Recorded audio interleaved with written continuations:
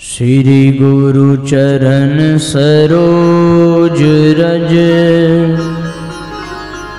निज मन मुकुर सुधार। बरनउँ रघुबर विमल जस जो दायक फल चारि। बुद्धिहीन तनु जानिके सुमिरो पवन कुमार। बल बुद्धि विद्या देहु मोहि हरहु कलेश विकार।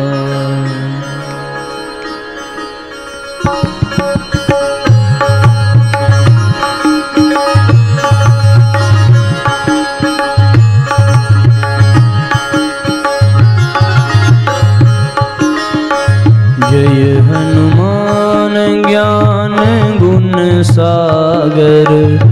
जय कपीश तिहु लोक उजागर।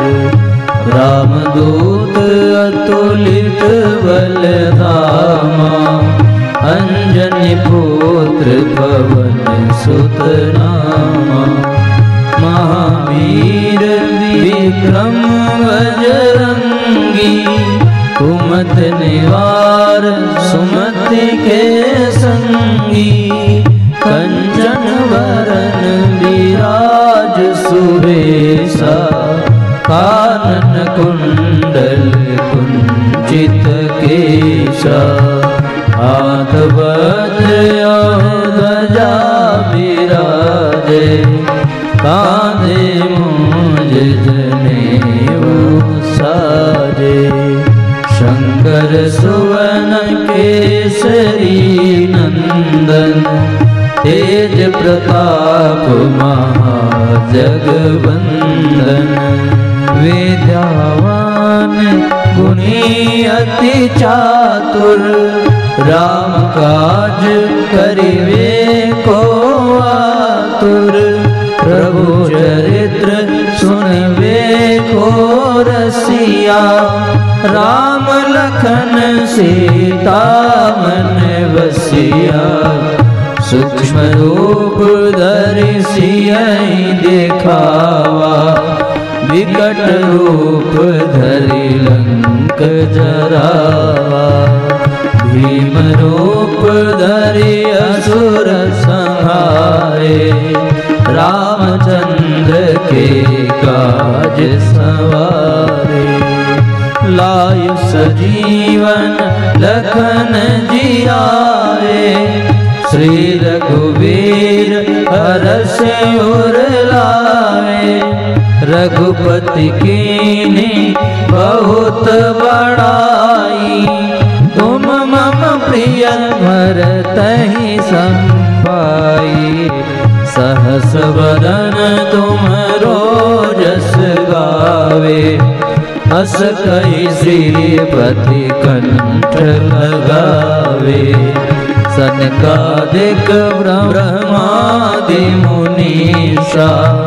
नारद सारद सहित अहिसा। जम कुबेर रक्षक काहू को डरना। आपन तेज समारो आपे। तीनों लोक हांकते कांपे। भूत पिशाच निकट नहीं आवे। महावीर जब नाम सुनावे। नासै रोग हरै सब पीरा। जपत निरंतर हनुमत वीरा। संकट ते हनुमान छुड़ावे।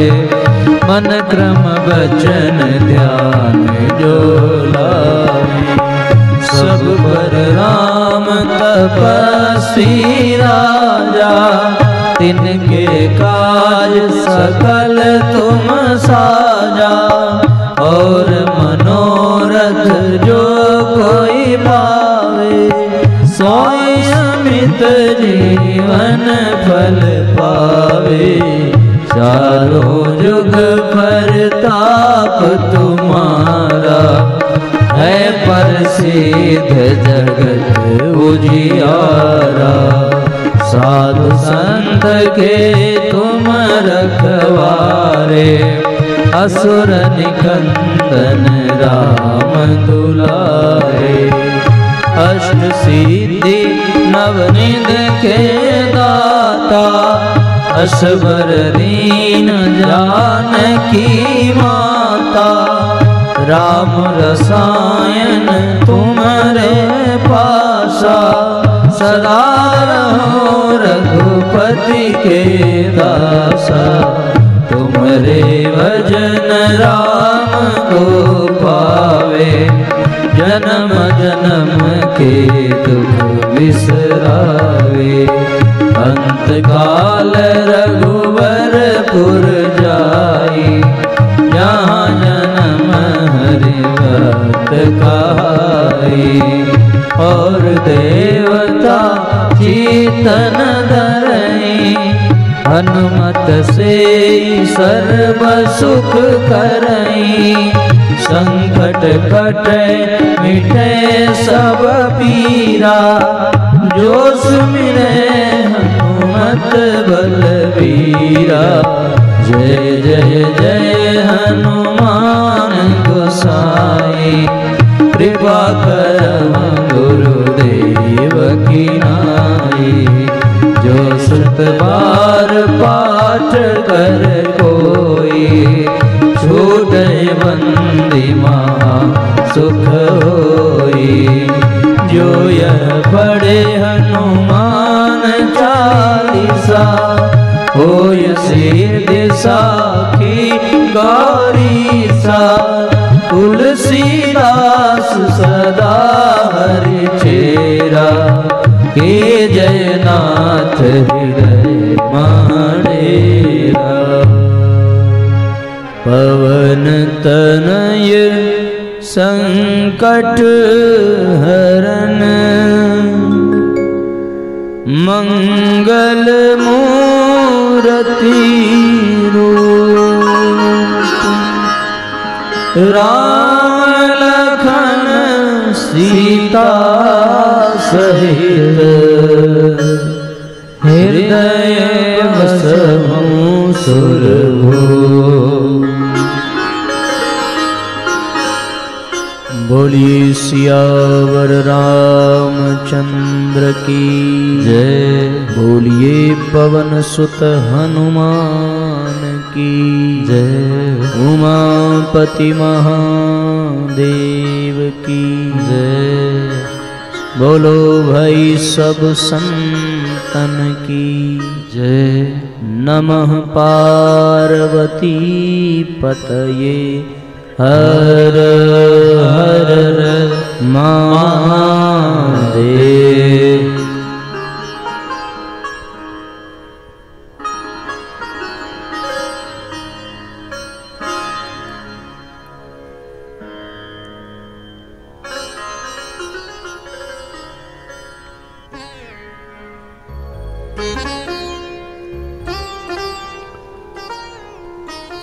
वेद मूर्ति तपोनिष्ठ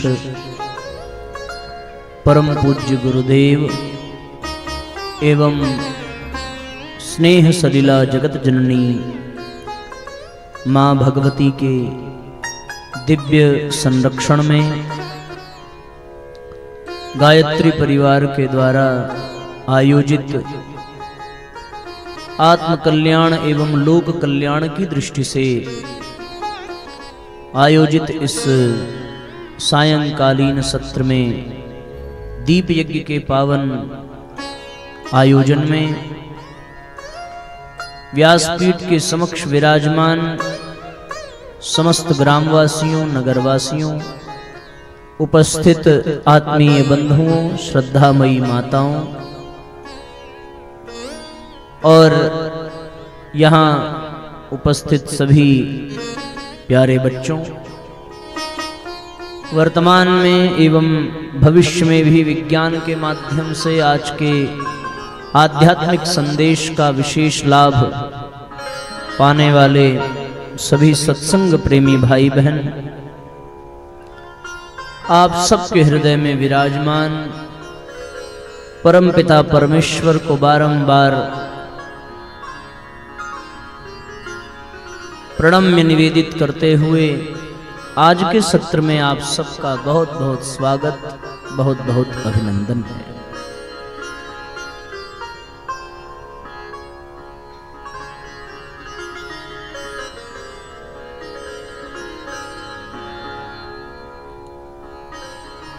आइए हम सभी कुछ तात्विक सात्विक चिंतन की ओर चलें, जिसके माध्यम से हम अपने जीवन को सही दिशा और सही मार्गदर्शन प्रदान कर सकें। जब कोई व्यक्ति किसी रास्ते पर चलता है तो उसे कुछ प्रकल्पों की आवश्यकता पड़ती है। एक तो जिस रास्ते पर चल रहा है उस रास्ते पर चलने के लिए उसके पास कोई वाहन होना चाहिए। दूसरा, कहां जाना है इस लक्ष्य का पता भी होना चाहिए। तीसरा, प्रकाश की भी भरपूर व्यवस्था होनी चाहिए। और चौथा, कोई मार्गदर्शक भी चाहिए जो उस रास्ते पर चलने की विधा बता सके। ये चार चीजें हो गई: वाहन, प्रकाश, लक्ष्य, मार्गदर्शक। इन चीजों के माध्यम से ही व्यक्ति उस पथ पर आगे बढ़ पाता है। मार्ग अच्छा हो या बुरा हो ये विषय अलग है, ये तो चलने के बाद पता चलेगा, या चलने से पहले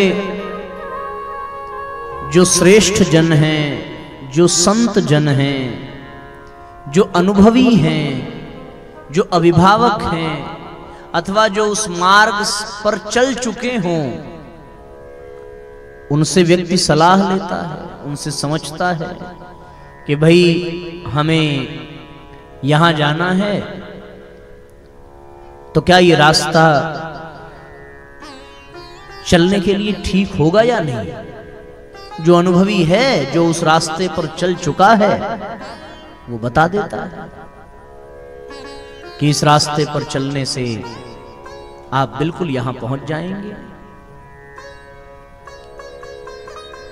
तो जैसे गाड़ी पर बैठ करके यात्रा करने के लिए गाड़ी की जरूरत है, मार्ग की जरूरत है, प्रकाश की जरूरत है, लक्ष्य की जरूरत है, मार्गदर्शक की जरूरत है, उसी प्रकार इस जीवन की यात्रा के लिए भी इन सारे चीजों की आवश्यकता पड़ती है।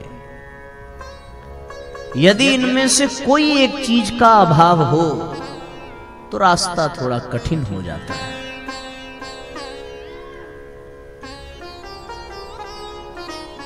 जीवन पथ पर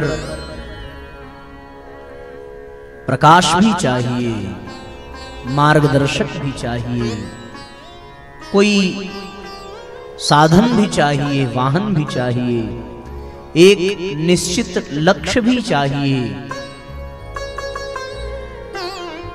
तब जाकर के जीवन की यात्रा बहुत सरल हो जाती है, बहुत आसान हो जाती है। जिनके जीवन में ये चीजें हैं, उनका जीवन निर्बाध गति से उस लक्ष्य की ओर, उस मार्ग पर अग्रसर होता चला जाता है। और जिनके जीवन में इसका अभाव हो, इन 4-5 चीजों का, वो चाहे कितनी भी यात्रा कर लें, चाहे कितना भी समय, धन, साधन, संपदा उसमें लगा लें, पर उनका जीवन कभी सार्थक नहीं बन सकता। सफलता और सार्थकता में अंतर है। आप जो चाहते हैं वो पा लिया तो इससे हम सुखी हो जाते हैं, पर हमें जो पाना है उसकी बिना चाहत किए स्वयं को योग्य बना लिया और बिना मांगे हमारी योग्यता के नाते वो मिल गया तो उसको सफलता कहते हैं। जैसे हमें धन चाहिए, एक तो है कि हमें भाई 100 रुपए की जरूरत है, किसी से मांगा, मिल गया तो सुख, नहीं मिला तो दुख। ये सुख और दुख है। पर सफलता यानी 100 रुपए मांगना न पड़े, कुछ ऐसा करें कि बिना मांगे 100 मिल जाए, उसको कहते हैं सफलता। ये व्यक्ति सफल है, इसने स्वयं को इस योग्य बना लिया कि 100 रुपया देने में संकोच नहीं है, और ये योग्य न बनाया और फिर लाख मांगते फिरे मिलने वाला है नहीं, मिल गया तो सुख, न मिले तो दुख। पर योग्य बन गए तो बिना मांगे मिल गया, इसको कहते हैं सफलता। पर सुख से, सफलता से ऊपर भी एक शब्द है जिसको कहते हैं सार्थकता। यहां सुख की दौड़ में हम आगे बढ़ रहे हैं। जिनके जीवन में सुख का अभाव है उनको सुख चाहिए, और अब जिनको सुख आ गया उनको सफलता चाहिए, और जो सफल हो गए उनको अब अपने जीवन को सार्थक बनाना है। 100 रुपए मांगा, मिला तो सुख, स्वयं 100 के योग्य हो गए तो सफलता, पर सार्थकता अभी संदिग्ध है, क्योंकि उस 100 रुपए का आप करेंगे क्या? प्रश्न इस पर निर्भर करता है। यदि आपने उस 100 रुपए का उपयोग अपने कल्याण के लिए, इस समाज के हित के लिए किया, तब तो आप सार्थकता के लक्ष्य को भी पा जाएंगे। और यदि वो 100 रुपए आपको भी बर्बाद कर गया और आपके परिवार और समाज का भी उस 100 रुपए की वजह से नुकसान हुआ, तो इसका मतलब आपको सार्थकता कभी मिल नहीं सकती। अतः ये अत्यंत विचारणीय है, ये अत्यंत समझने के योग्य है कि हमें जीवन को केवल सफल नहीं बनाना है, हमें जीवन को सार्थक बनाना है। जितने भी महापुरुष हुए हैं उनका जीवन सफल नहीं है, लेकिन उनका जीवन सार्थक है, ये आप समझिए। और अगर इस पैमाने पर यदि हम विचार करें तो आप देखिए, भगत सिंह का जीवन सफल नहीं है। उनका लक्ष्य था कि राष्ट्र को स्वतंत्रता मिले, इसलिए वो फांसी के फंदे पर झूल गए। तो सफल तो उनको तब कहा जाता ना जब उनके रहते स्वतंत्रता मिल जाती। उन्होंने तो अपनी आंख से स्वतंत्रता देखी नहीं। हां, इस अनुमान पे कि उनका बलिदान व्यर्थ नहीं जाएगा, इस आधार पर उन्होंने बलिदान कर दिया, पर वो सफल तो नहीं हो पाए ना। सफल तो तब होते जब वो स्वयं अपनी आंखों से देश की स्वतंत्रता देखते। हां, लेकिन उनके जीवन को सार्थक अवश्य कहा जाएगा, क्योंकि उन्होंने श्रेष्ठ उद्देश्य के लिए अपना जीवन लगा दिया। ये सार्थकता है।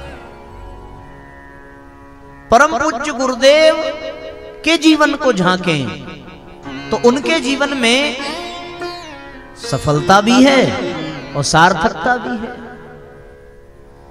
श्रेष्ठ उद्देश्य के लिए जीवन के प्रत्येक अंश को उन्होंने नियोजित कर दिया, ये सार्थकता है।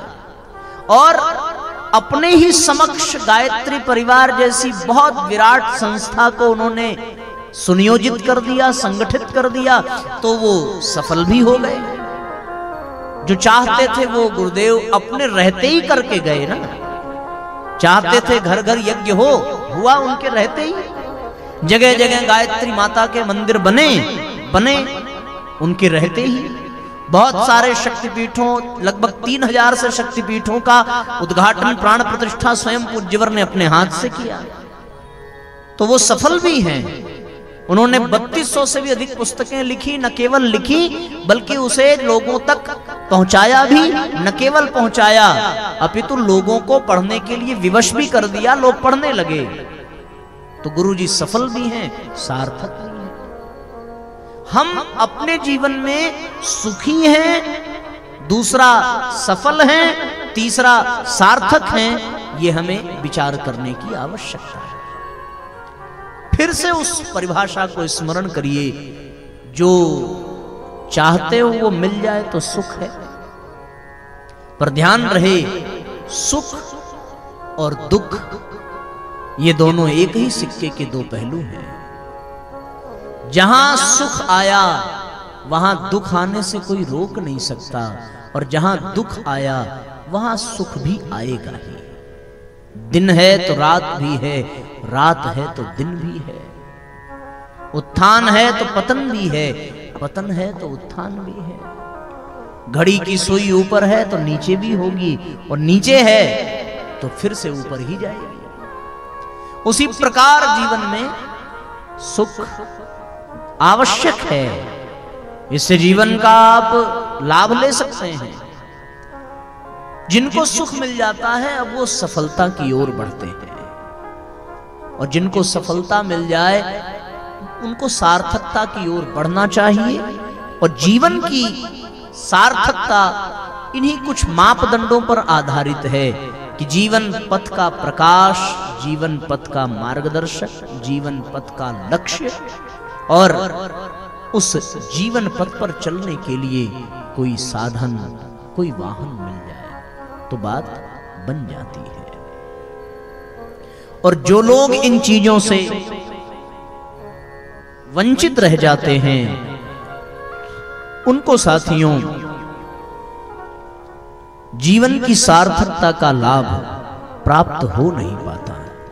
इसलिए ये बहुत आवश्यक है कि हम सभी अपने जीवन को सार्थक करें, न केवल सफल बनाएं। और जिसने अपने जीवन को सार्थक कर लिया वही व्यक्ति महापुरुष बन जाता है, वही व्यक्ति महामानव बन जाता है, वही व्यक्ति सिद्धियां प्राप्त कर लेता है, पूजनीय बन जाता है। पर जीवन व्यतीत हो जाए और ये चीजें प्राप्त न हो सकें तो ये मान लेना चाहिए कि जीवन व्यर्थ चला गया। तो कौन कौन सी चीजें हैं? पहला, जीवन पथ पर चलने के लिए एक मार्गदर्शक होना चाहिए। उसी मार्गदर्शक को संत कह सकते हैं, उसी मार्गदर्शक को गुरु कह सकते हैं, उसी मार्गदर्शक को भगवान कह सकते हैं। इन तीन के सिवा किसी चौथे के पास जीवन पथ का अनुभव होता नहीं है। हमारे अभिभावक हैं, हमारे माता पिता हैं, शिक्षक हैं, बड़े बुजुर्ग हैं, उनको अनुभव तो है पर जीवन पथ का अनुभव नहीं है, क्योंकि सबके जीवन पथ अलग अलग होते हैं। समग्र रूप से यदि जीवन पथ का पूर्ण रूपेण ज्ञान है तो या तो संत को या गुरु को या भगवान को, बस एक मार्गदर्शक जीवन में होना बहुत आवश्यक है। दूसरा, उस मार्ग पे प्रकाश होना चाहिए। प्रकाश किसका प्रकाश? बोले ज्ञान का प्रकाश होना चाहिए। बिना ज्ञान के प्रकाश के आदमी अंधकार में कहां जाएगा? अंधकार में केवल भटकाव नहीं है, अंधकार में भ्रम भी है और अंधकार में भय भी है। भयभीत होकर के जो जीवन जीता है वो हर पल मृत्यु के समान कष्ट पाता है। ज्ञान के प्रकाश से ही अपने जीवन के भ्रम, भय, भटकाव को मिटाया जा सकता है, अन्यथा नहीं। तो जीवन में मार्गदर्शक के रूप में संत हो, गुरु हो, भगवान हो। जीवन में ज्ञान का प्रकाश हो, दूसरा। और तीसरा, एक लक्ष्य भी निश्चित होना चाहिए। तो हर जीवन का, न केवल मनुष्य का अपितु मनुष्येतर प्राणियों का भी एक ही लक्ष्य है, उस परमात्मा को पाना। परमात्मा की प्राप्ति ही मनुष्य का लक्ष्य है, केवल मनुष्य का नहीं, सब जीवों का। उनको इस लक्ष्य को पाने के लिए कभी न कभी मनुष्य बनना ही पड़ेगा। मनुष्य बनने के बाद ही वो अपने लक्ष्य का बोध कर पाएंगे, क्योंकि लक्ष्य को पहचानने, लक्ष्य के बोध के लिए जिस विवेक की आवश्यकता है वो अन्य किसी प्राणी के पास नहीं है। वो विवेक, वो मन, वो सद्बुद्धि, वो प्रज्ञा, वो ऋतंभरा, वो केवल मनुष्य जाति के पास है। इसको पा लेने के पश्चात भी यदि कोई अपने जीवन लक्ष्य से परिचित न हो सका तो फिर उसका जीवन सार्थक नहीं बन सकता। परमात्मा प्राप्ति, आत्मबोध, आत्म साक्षात्कार, चाहे जो कह लीजिए, यही जीवन का लक्ष्य है। मार्गदर्शक, प्रकाश जीवन का लक्ष्य है। और फिर उस पथ पर चलकर जाने के लिए कोई साधन भी चाहिए। भाई पैदल कितना चलेंगे? पैदल की यात्रा तो बड़ी कष्टदायक है, बड़ा समय लगता है, बड़ा विलंब हो सकता है, गति बहुत धीमी है और उसमें थकावट भी ज्यादा है। कोई ऐसा साधन मिल जाए जो कम थकावट में और तीव्र गति से हमें अपने लक्ष्य की ओर पहुंचा दे, कोई साधन चाहिए। अगर ये मिल जाती है तो बात बन जाती है, और नहीं मिल पाता तो बात बिगड़ जाती है। तो साधन के रूप में क्या होना चाहिए? मार्गदर्शक यानी गुरु, प्रकाश यानी ज्ञान का, लक्ष्य यानी परमात्मा, और साधन यानी मंत्र। मंत्र ही साधन है जो हमें जीवन पथ पर चलाता है। लोग कहते हैं कोई किसी समस्या में पड़ा हो तो उसके जो गार्जियन होंगे, जो बड़े बुजुर्ग होंगे, वो बुलाएंगे, बोलेंगे हम तुम्हें एक मंत्र देते हैं, इसका प्रयोग करोगे तो सफल हो जाओगे। मंत्र यानी एक साधन देते हैं। ये चार चीजें होनी चाहिए: गुरु, ज्ञान, मंत्र और भगवान। जिनके जीवन में ये चार चीजें हैं उनके जीवन में सार्थकता सिद्ध हो जाती है, और जिनके पास ये चार चीजें नहीं हैं उनका जीवन भय, भ्रम, भटकाव में तड़पता रहता है, बेकार चला जाता है। और जब जीवन समाप्त हो जाता है तो अंत समय में इसी एक बात का पछतावा रह जाता है कि काश हमारे भी जीवन में कोई गुरु होता जो हमारा मार्गदर्शक करता है, हमारे जीवन में कोई गुरु होता जो हमें ज्ञान के प्रकाश से आप्लावित कर देता, हमारे जीवन में भी कोई मंत्र होता जिसके सहारे हम अपने लक्ष्य तक पहुंचते, और हमारा भी कोई लक्ष्य होता जिस लक्ष्य को पाकर हमें पूर्णता का अनुभव होता। लेकिन क्या कहें, ये भगवान की माया बड़ी विचित्र है। इस माया के प्रभाव में पड़ने के कारण बड़े बड़े ज्ञानी, बड़े बड़े ध्यानी, बड़े बड़े योगी कब अपने मार्ग से भटक जाते हैं कुछ कहा नहीं जा सकता। इसलिए साथियों, ये बहुत आवश्यक है कि हम अपना मूल्यांकन करें अभी इसी क्षण, और ये तय करें कि वास्तव में हमारे जीवन में ये चारों चीजें हैं कि नहीं। क्योंकि संसार में तुम सबसे पार पा सकते हो, लेकिन भगवान की माया से पार पाना बहुत कठिन है। ये माया तेरी बहुत कठिन है, ये माया तेरी बहुत कठिन है राम, ये माया तेरी बहुत कठिन है राम, ये माया तेरी बहुत कठिन है राम। दोनों हाथ से तालियां बजाइए।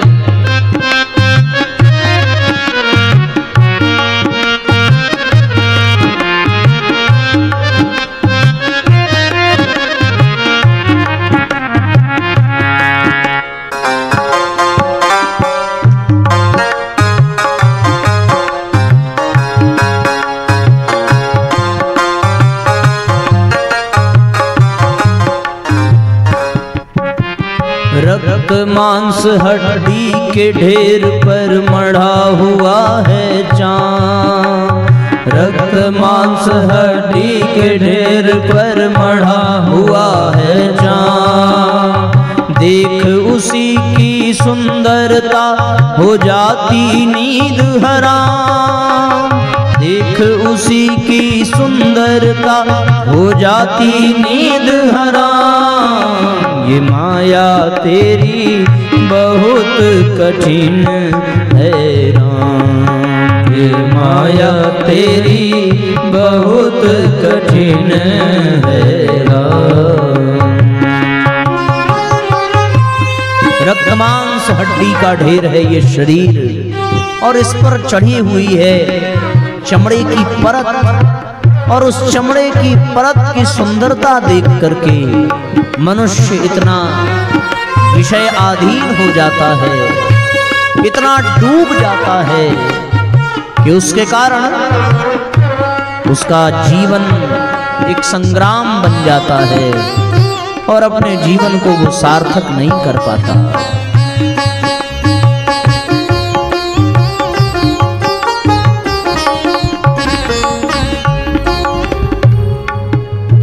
करता नित्य विरोध क्रोध का कहता बुरा परिणाम, करता नित्य विरोध क्रोध का कहता बुरा परिणाम।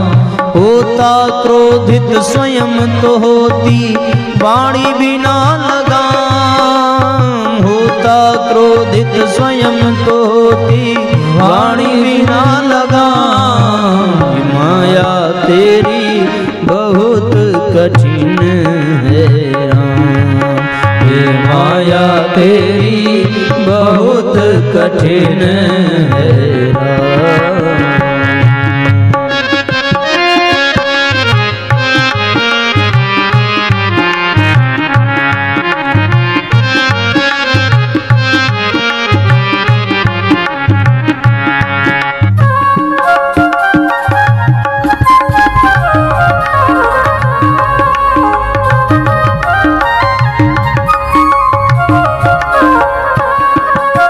मृत्यु देखता है औरों की रोज सवेरे शाम, मृत्यु देखता है औरों की रोज सवेरे शाम। भवन बनाता ऐसे जैसे हरदम यहाँ मुकाम, भवन बनाता ऐसे जैसे हरदम यहाँ मुकाम।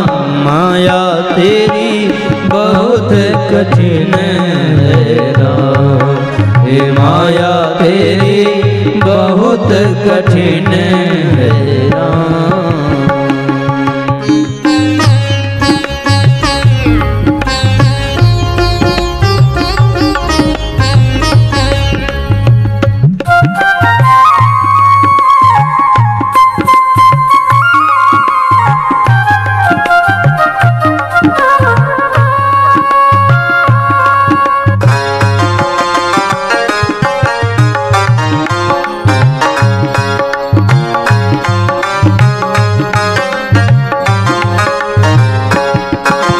राजेश्वर प्रभु तुम मायापति करुणा निधि है नाम, राजेश्वर प्रभु तुम मायापति करुणा निधि है नाम। नाथ निवेरो अपनी माया जीव लहे विश्राम। ओहो ये माया तेरी बहुत कठिन है राम, ये माया तेरी बहुत कठिन है राम। नाथ निवेरो अपनी माया जीव लहे विश्राम, जीव लहे विश्राम।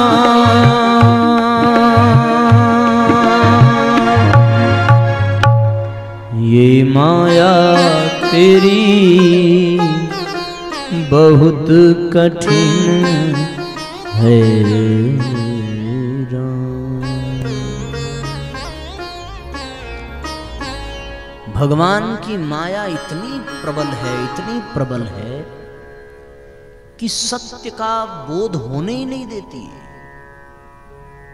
अब ये प्रश्न मन में आ सकता है कि भाई जब भगवान ने सृष्टि बनाई, भगवान ने हम सबको बनाया, तो माया के बनाने की आवश्यकता क्या थी, क्या जरूरत थी?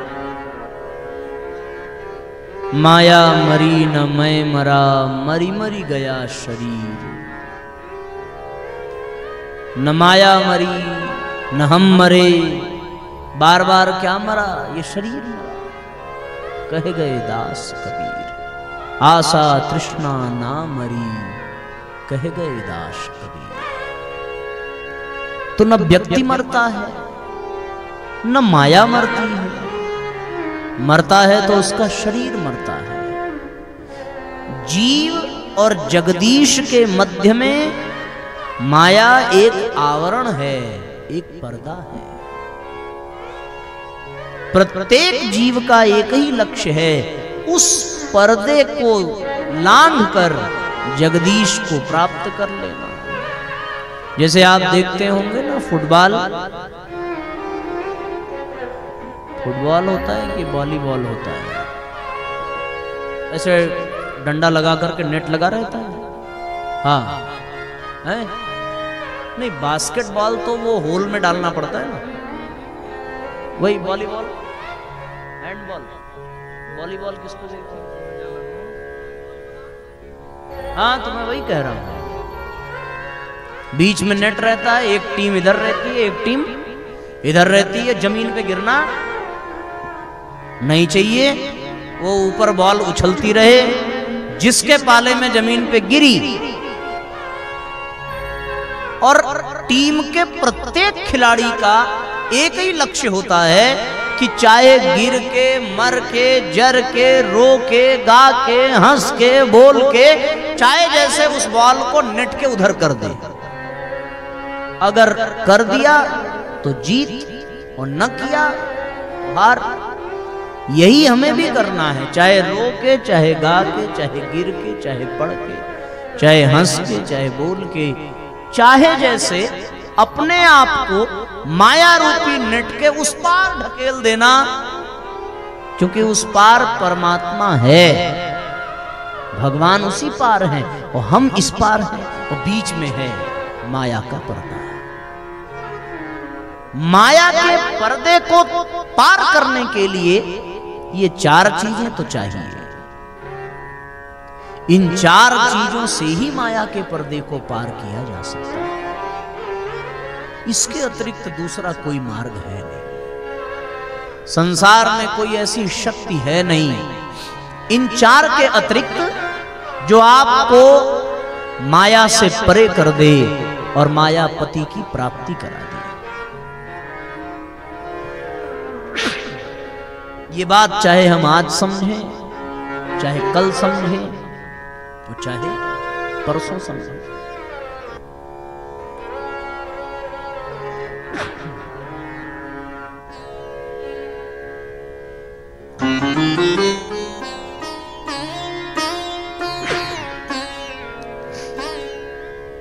कौन कौन सी चार चीजें? अच्छा, गजब की बात है दादा, पहले छींक लें तब बोले।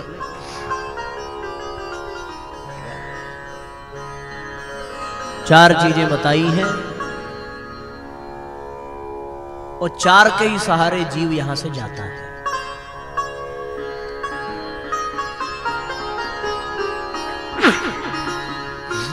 चार बार हो गया, अब नहीं आएगा। मैं चार की बात चले तो कम से कम तो चार बार है। हमारे हमने सुना था, एक छींक मंगावे भीख। छींको तो बढ़िया से छींको। अच्छा, कुछ लोग भाई साहब छींकते हैं तो मजा नहीं आता, मतलब छींक ऐसी हो कि अगल बगल के दो चार लोग घबरा जाएं। और कुछ लोग ऐसे छींकते हैं, मतलब छींक आ जाए, ये वाली छींक में मजा नहीं है। अभी देखो, हम जब छींक रहे थे तो मतलब लग रहा था कि कोई छींक रहा है। आपने कभी देखा ही, बकरी देखी है आपने? बकरी को छींकते देखा है आपने? किसी ने देखा? हाथ उठाओ जरा।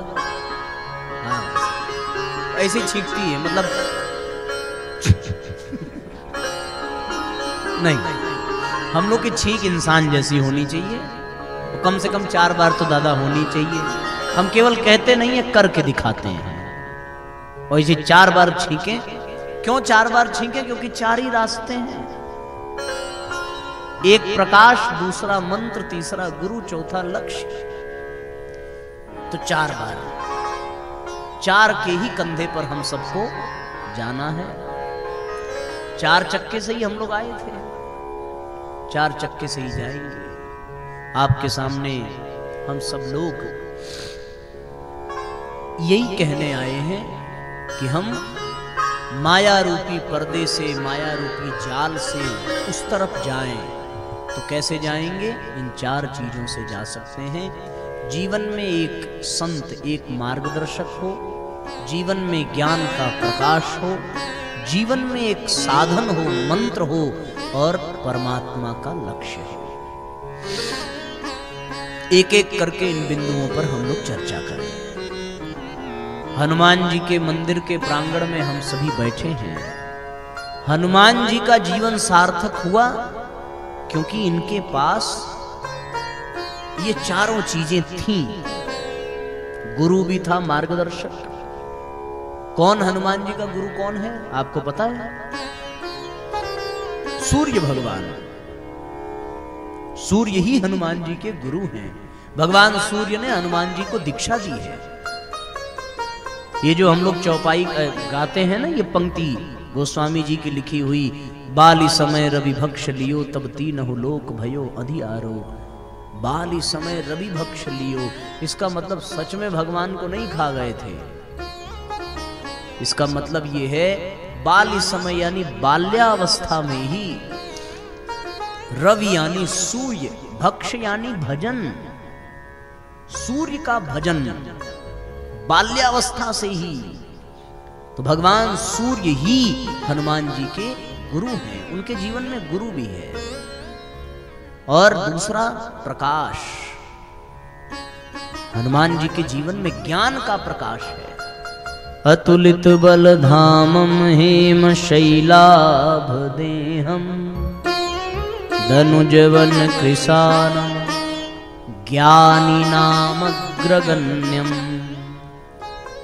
ज्ञानियों में अग्रगण्य है, यानी सबसे अधिक ज्ञानवान, ज्ञानियों में श्रेष्ठ हैं हनुमान जी। तो उनके जीवन में ज्ञान का प्रकाश है। तीसरा मंत्र भी है, राम नाम कपि सुमिरन लागा। राम नाम का मंत्र है, और यही मंत्र हनुमान जी सबको देते भी हैं।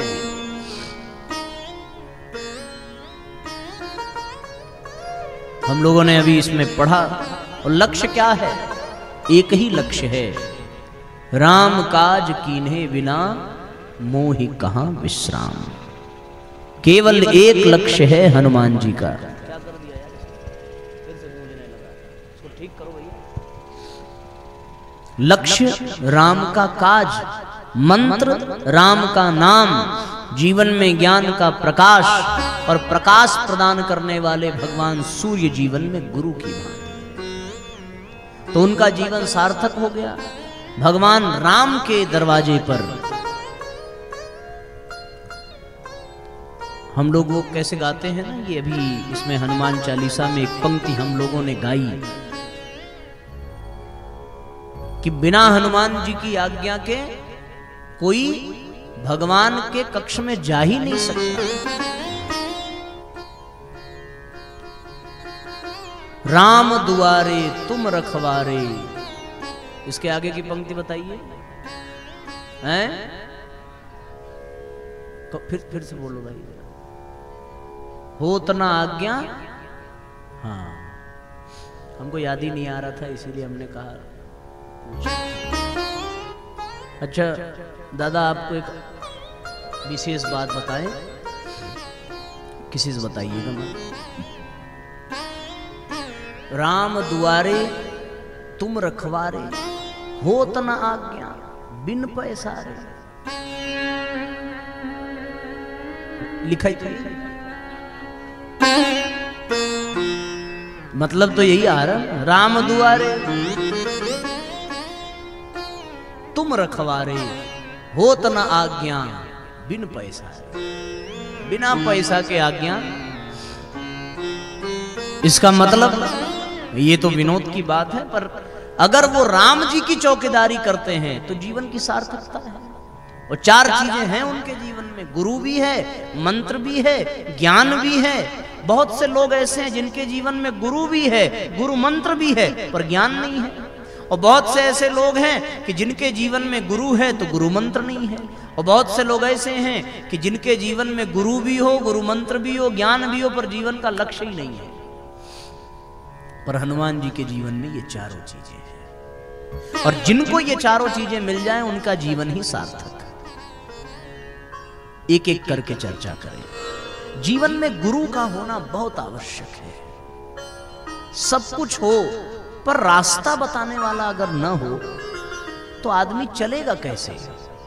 भाई आप चौराहे पर पहुंच तो गए, एक रास्ता आपको गृहस्थ की ओर ले जाएगा, एक रास्ता विरक्त की ओर ले जाएगा, एक रास्ता विषय भोग की ओर ले जाएगा, एक रास्ता भगवान की ओर ले जाएगा। अब उस चौराहे पर, उस दोराहे पर कोई होना चाहिए ना बताने वाला। गुरु के बिना कहां संभव है।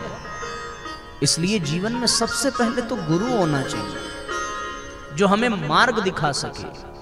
और वो गुरु किसी भी रूप में हो सकता है, पति के रूप में, पत्नी के रूप में, भाई के रूप में, मित्र के रूप में। गुरु कोई व्यक्ति नहीं है, गुरु एक शक्ति है जो सच्चा मार्गदर्शन करे और जो सच्चा हितैषी हो हमारा, जो स्वार्थ से परे हो करके हमारे कल्याण के लिए हमारा मार्गदर्शन करे। वो कौन है? वो गुरु ही तो है। तुलसीदास के लिए गुरु कौन बन गया? उनकी पत्नी माता रत्नावली। रत्नाकर डाकू के लिए गुरु कौन बन गया? देवर्षि नारद बन गए, तभी तो वो वाल्मीकि बन पाए। तो सबके लिए गुरु किसी भी रूप में आ सकता है, पर कोई ना कोई एक ऐसा हमारे जीवन में होना चाहिए जो हमें रास्ता दिखावे, जो हमें मार्ग बतावे, जो हमें मार्ग सुझावे। यह तन विष की बेलरी, गुरु अमृत की खान, शीश दिए जो गुरु मिले तो भी सस्ता जान। गुरु का होना बहुत आवश्यक है। लिखा है कि गुरु बिन भवनिधि तरय न कोई। इस भवसागर से कोई तर ही नहीं सकता बिना गुरु के।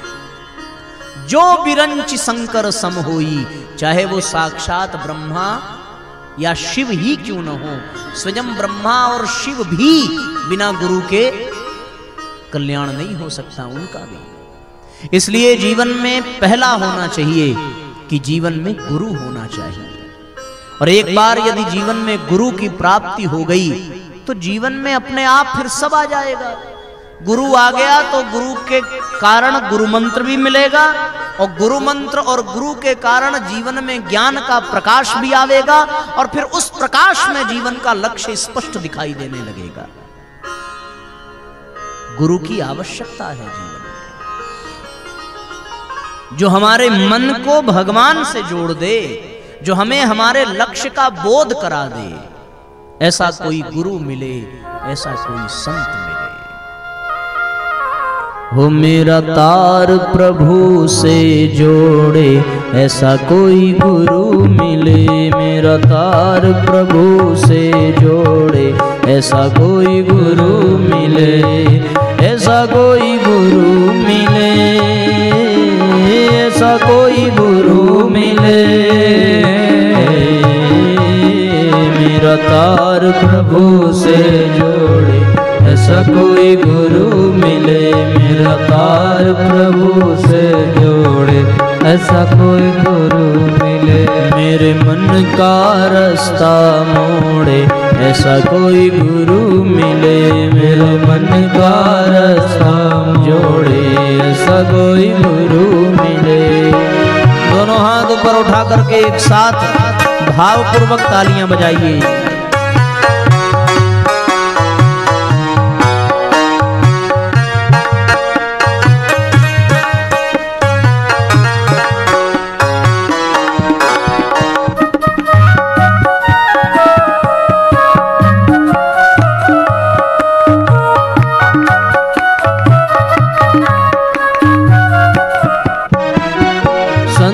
दरस के बड़े महात्म, संत दरस के बड़े महात्म, संत दरस के बड़े महात्म, संत दरस के बड़े महात्म। दुर्लभ जग में संत समागम, दुर्लभ जग में संत समागम, दुर्लभ जग में संत समागम, दुर्लभ जग में संत समागम। मेरे मन का रास्ता मोड़े, मेरे मन का रास्ता मोड़े, ऐसा कोई गुरु मिले मेरा तार प्रभु से जोड़े, ऐसा कोई गुरु मिले।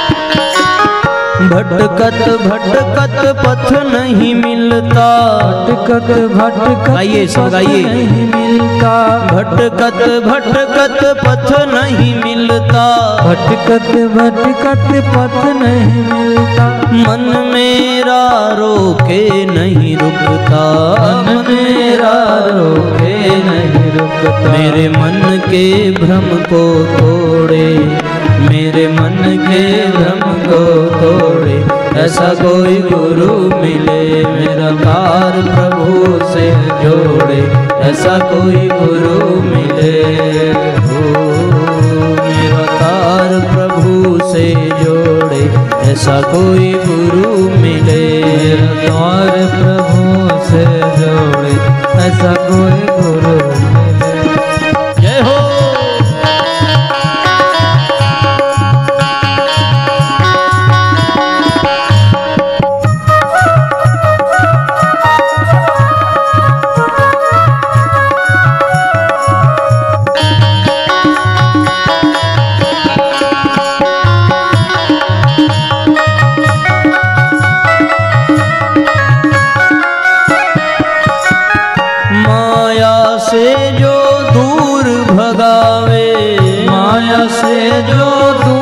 भगावे, मन का जो अज्ञान मिटावे, मन का जो अज्ञान मिटावे, माया से जो दूर हटावे, माया से जो दूर हटावे, मन का जो अज्ञान मिटावे, मन का जो अज्ञान मिटावे। मुझे सद्गुण दे दे थोड़े, जय हो मुझे सद्गुण दे दे थोड़े, ऐसा कोई संत मिले मेरे सद्गुण दे दे थोड़े, ऐसा कोई गुरु मिले मेरा तार प्रभु से जोड़े, ऐसा कोई गुरु मिले मेरा तार प्रभु से जोड़े, ऐसा कोई गुरु मिले, ऐसा कोई गुरु मिले, ऐसा कोई गुरु मिले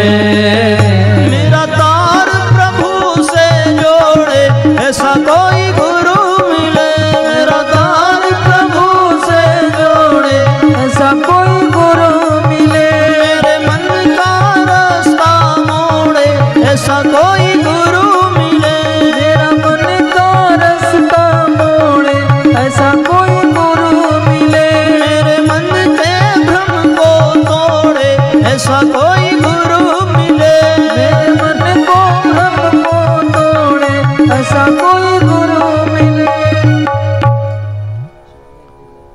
बोलिए परम पूज्य गुरुदेव की,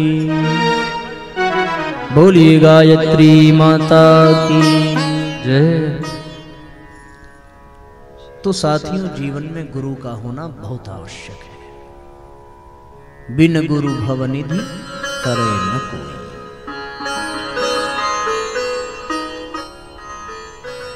जब तक कोई रास्ता बताने वाला होगा नहीं, ऐसा नहीं है कि बिना गुरु के किसी का कल्याण हुआ नहीं। ऐसे बहुत से जागृत आत्माओं के उदाहरण मिलते हैं जिनके जीवन में गुरु नहीं है पर वो स्वयं गुरु हैं, उनकी पात्रता, उनकी स्वयं की साधना इतनी उत्कृष्ट है कि उनको गुरु की आवश्यकता नहीं पड़ी। जैसे शुकदेव जी हैं, देवर्षि नारद हैं, भगवान वेदव्यास हैं, इन सबका कल्याण हुआ है पर इनके जीवन में गुरु है नहीं, ये स्वयं साक्षात ज्ञान की मूर्ति है। लेकिन भगवान राम और भगवान कृष्ण, इनको भी गुरु की आवश्यकता पड़ी है। गुरु गृह गए पढ़न रघुराई, अल्पकाल विद्या सब पाई। भगवान राम को भी अपने गुरु के पास जाना पड़ा है, वशिष्ठ के पास, विश्वामित्र के पास, अगस्त ऋषि के पास। जीवन में गुरु होना आवश्यक है, नंबर 1 बात। दूसरा, जब गुरु हो तो अब गुरु मंत्र भी होना चाहिए। मंत्र जो हमारे मन का त्राण कर दे, मंत्र जो हमारा उद्धार कर दे, मंत्र जो हमारे लिए साधन बन जाए, वो मंत्र ही है जो हमारा साधन बनकर हमें लक्ष्य तक पहुंचाता है। बिना मंत्र के हम आगे बढ़ सकते हैं? नहीं। कोई हमें मंत्र देता है तभी तो फंसी हुई गाड़ी आगे निकल पड़ती है।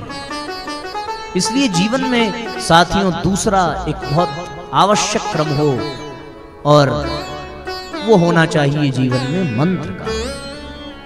मंत्र भी कौन सा मंत्र? अब आप बताओ, जो सब में सबसे श्रेष्ठ हो उसको लेना चाहिए, या जो श्रेष्ठ न हो उसको पसंद करना चाहिए? बताइए। हम लोग कोई सामान लेने जाते हैं तो बेस्ट क्वालिटी का पसंद करते हैं। ऐसे तो सबकी अपनी अपनी पसंद है, पर आदमी उसी को चाहता है जो एकदम बढ़िया से बढ़िया हो, कम दाम में, सस्ता, टिकाऊ और सबसे अधिक अच्छा भी होना चाहिए। उसी प्रकार मंत्र का भी जगत है, मंत्र का भी संसार है। मंत्र तो बहुत हैं, पर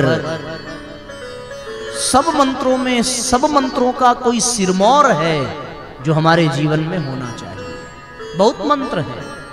अगर आपका कोई मित्र शराबी है तो वो शराब पीने का भी मंत्र दे सकता है कि भैया इसको इतना लेना, इसमें इतना मिलाना, और यहां से लेना, और ये वाला लेना। क्या है ये सब? मंत्र तो है। सिगरेट पिलाने वाला सिगरेट पीने का मंत्र। मंत्र तो जीवन में इतने हैं कि पूछो मत। पर सब मंत्रों में सर्वश्रेष्ठ मंत्र कौन है? तो बात इतनी सी है कि जैसे फलों का राजा कौन है? आम। जरा जोर से बोलो, फलों का राजा। और भाई खाली तुम ही आम खाते हो क्या? बाकी लोग आम नहीं खाते? थोड़ी आवाज निकालो ना। फलों का राजा, सब्जियों का राजा। वाह बेटा वाह। फलों का राजा आम, सब्जियों का राजा आलू, देवताओं का राजा इंद्र, फूलों का राजा गुलाब, इंद्रियों का राजा मन। समझते चलो। पशुओं का राजा बोलो भाई शेर। बात समझ में आ रही है? तारों का राजा है चंद्रमा, ग्रहों का राजा सूर्य। सबका कोई ना कोई राजा है ना। याद हो गया कि भूल जाओगे? इतना तो पता होना चाहिए भाई।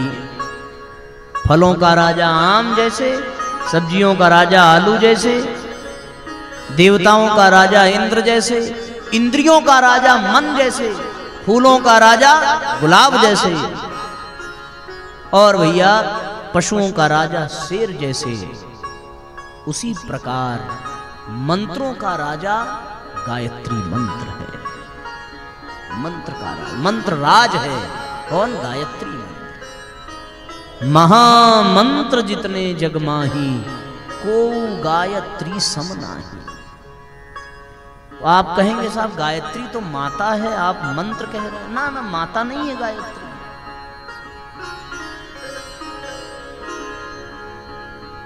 गायत्री को मां के रूप में देखा है ऋषियों ने।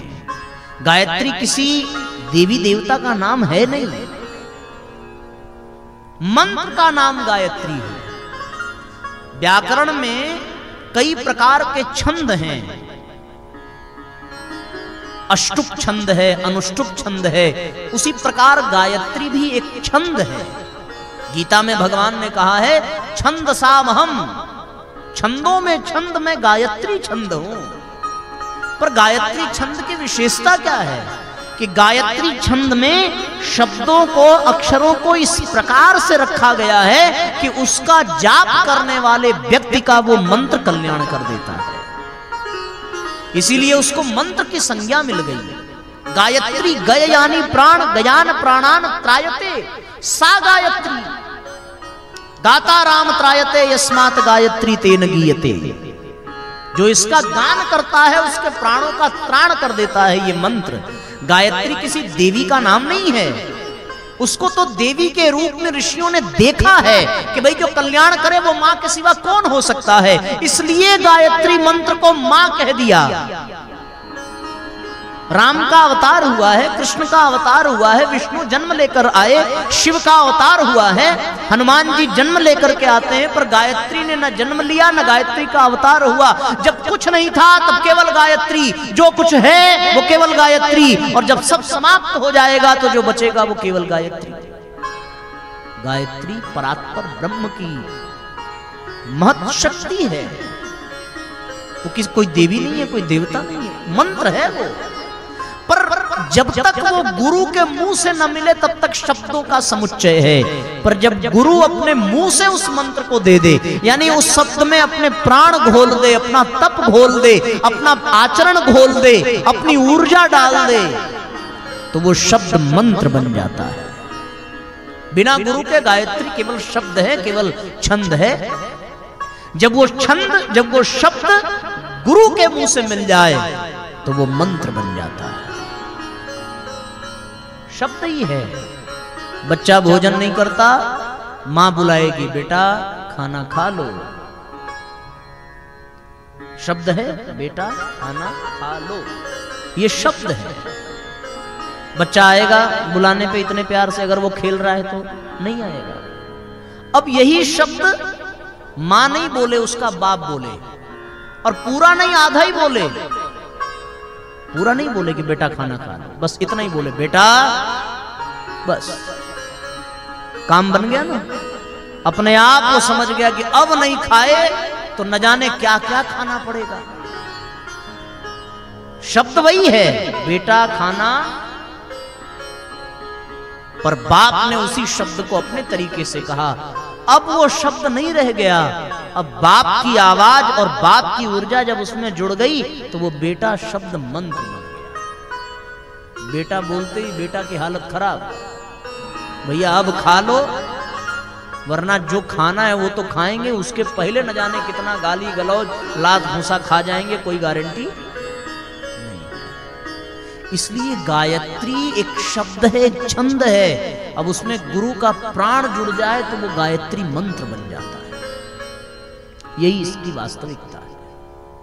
अब मंत्र है, कल्याण कर रहा है, तो कल्याण तो मां के सिवा कौन करेगा?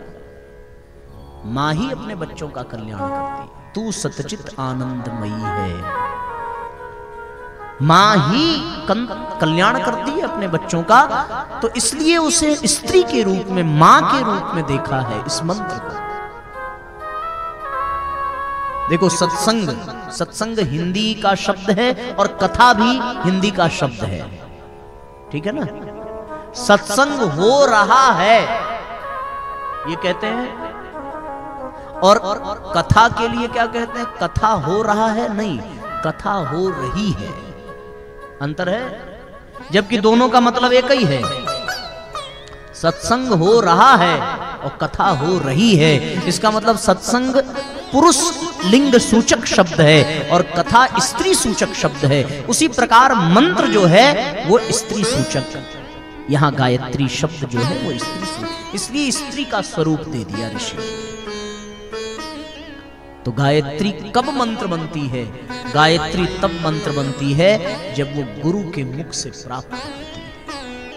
इसलिए जीवन में गुरु होगा तो गुरु मंत्र भी होगा। अब बिना मंत्र के तो भैया साधन मिलेगा नहीं, बिना साधन के यात्रा होगी नहीं। जैसे आप पैदल जा रहे हैं और आपका अचानक कोई परिचित पीछे से बढ़िया 4 व्हीलर लेके आ जाए और एकदम बढ़िया एसी वगैरह लगा हो, एकदम फैल के सो करके जाने की व्यवस्था हो, जाना है 10 किलोमीटर पैदल चल रहे हैं, थक गए, परेशान हो गए, तब तक पीछे से आया, अरे चाचा कहाँ जा रहे हैं? अरे भैया वहां जाना है, छोड़ दोगे क्या? अच्छा आओ आओ बैठो। बैठे, क्षण भर में आप पहुंच गए। बस यही है कि आप तो रास्ते में चल रहे हैं, अब तक जीवन इतना बीत गया, अब यहां बस मंत्र पे सवार हो जाइए, फिर तो वो मंत्र आपको खटाक से पहुंचा देगा भगवान के पास। मंत्र इष्ट के पास पहुंचा देता है, उस परम लक्ष्य के पास। पर ये मंत्र आएगा कहां से? गुरु के पास से। अब गुरु आ गया, गुरु मंत्र आ गया, तो अब जीवन में क्या आना चाहिए? ज्ञान का प्रकाश। ज्ञान का प्रकाश कहीं बाहर से नहीं आएगा। ऐसा नहीं है कि गुरुजी आ गए, उन्होंने टॉर्च बार दी, जला दी टॉर्च, पूरा उजाला हो गया। नहीं, ज्ञान हमारे भीतर है, उस पर अज्ञान का आवरण पड़ गया है। जैसे कोई चमकने वाली मणि हो और उस मणि पर किसी ने कपड़ा फेंक दिया हो, तो अब मणि का प्रकाश विलुप्त हो जाता है। जैसे कपड़ा हटा वैसे मणि का प्रकाश चारों ओर फैल जाता है। ज्ञान हमारे भीतर है। गुरु करता क्या है? आग है, आग के ऊपर राख पड़ गई, आग का प्रभाव दिखेगा नहीं। सूर्य है, पर सूर्य के सामने बादल आ गया, अंधकार हो जाता है।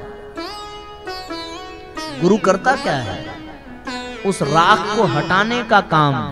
किससे हटाने के लिए? हाथ से तो हटाएंगे, जल जाएंगे ना। हटाने के लिए कोई डंडा चाहिए, कोई लोहा चाहिए। ये डंडा ही मंत्र है। उस मंत्र से कुरेद के गुरु हमारे ज्ञान के ऊपर पड़े अज्ञान के राख को हटाकर साफ कर देता है। फिर ज्ञान का प्रकाश अपने आप प्रकट हो जाता है, और जिसका ज्ञान प्रकाशित हो जाए, मुखरित हो जाए, वही ज्ञानी नामग्र गण्य बन जाता है। ज्ञानी नामग्र गण्यम हेम शैलाभ देहम अतुलित बलधामम ज्ञानी नामग्र गण्यम। ज्ञान का प्रकाश प्रकट हो गया, मिला नहीं कहीं से, कहीं बाहर से नहीं आया। ज्ञान भीतर है, जन्म जन्मांतर का ज्ञान इसमें पड़ा है।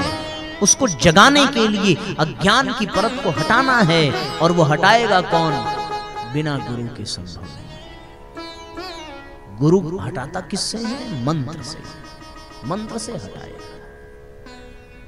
इसलिए साथियों, जीवन में गुरु का होना बहुत आवश्यक है। जिसने जीवन में गुरु पा लिया, उसे सब कुछ मिलता चला जाता है, बड़ा आनंद है।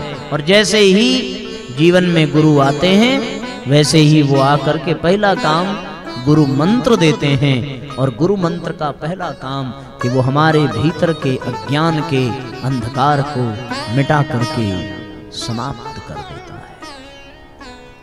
बंदौ गुरुपद पदुम परागा सुरुचि सुबास सरस अनुरागा।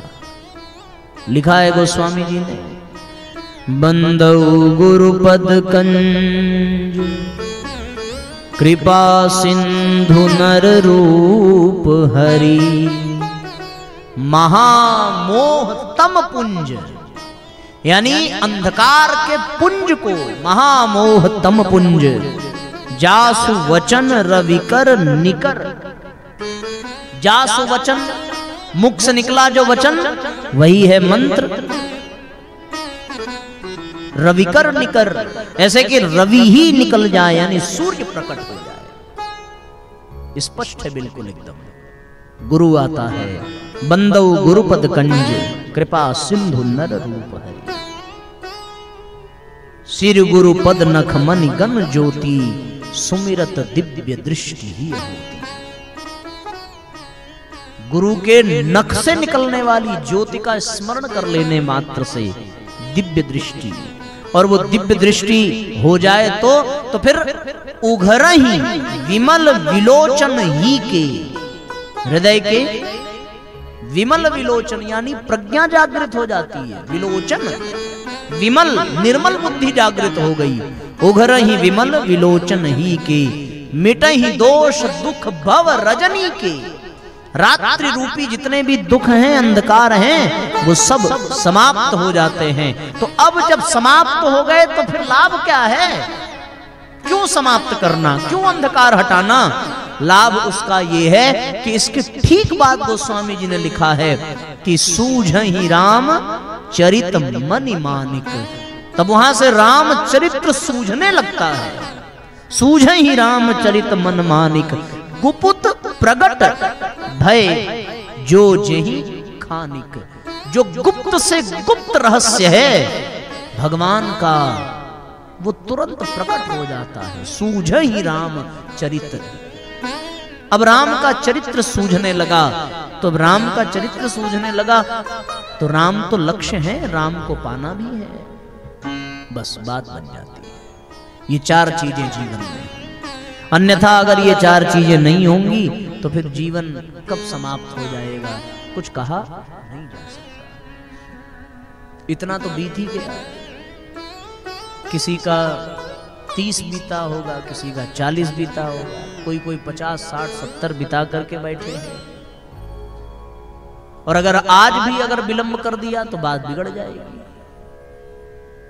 गुरु, गुरु मंत्र, गुरु ज्ञान और फिर लक्ष्य। सूझहि रामचरित मन मानिक। अगर आज न संभले तो बात बिगड़ जाएगी। भाव कहता है कि जब कोई संत मिल जाए, जैसे हम लोगों ने गाया ऐसा कोई संत मिले, उसी प्रकार अब वो संत मिल जाए तो लाभ क्या है? हो जब संत मिलन हो जाए, तेरी वाणी हरि गुण गाए, तब इतना समझ लेना, अब हरि से मिलन होगा। तब इतना समझ लेना, अब हरि से मिलन होगा। जब संत मिलन हो जाए, जब गुरु मिलन हो जाए, तेरी वाणी हरि गुण गाए, तब इतना समझ लेना, अब हरि से मिलन होगा। तब इतना समझ लेना, अब हरि से मिलन होगा। भावपूर्वक तालियां बजाइए। जब गुरु मिलन हो जाए, वाणी हरि गुण गाए, यानी मंत्र का उच्चारण करे ये वाणी, तो समझ लेना अब हरि से मिलन होगा। अब भगवान मिलने वाले हैं।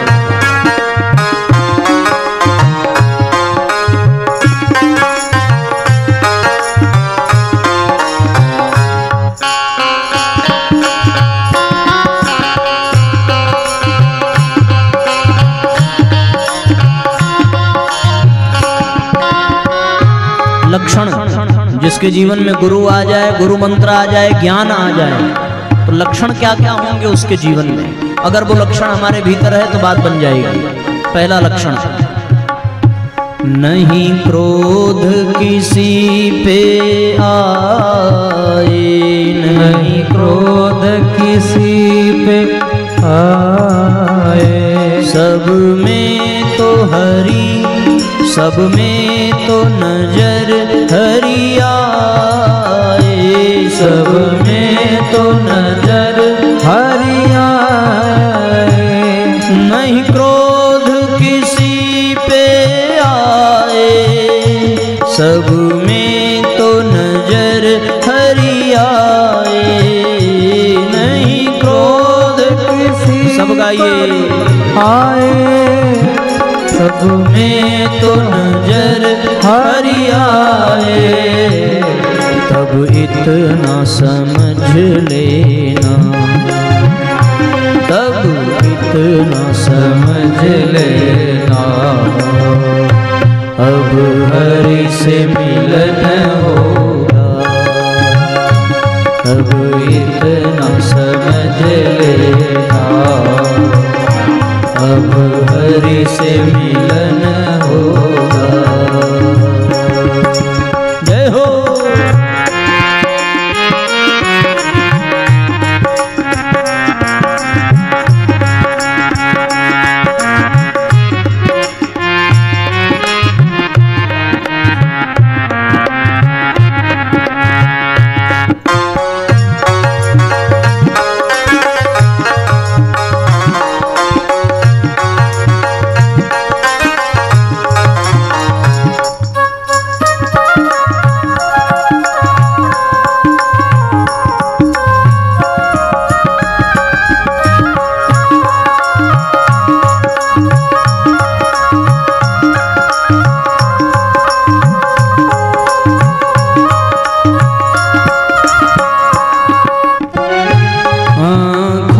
से आंसू आए, आँखों से आंसू आए, दिन रात याद हरि आए, दिन रात याद हरि आए।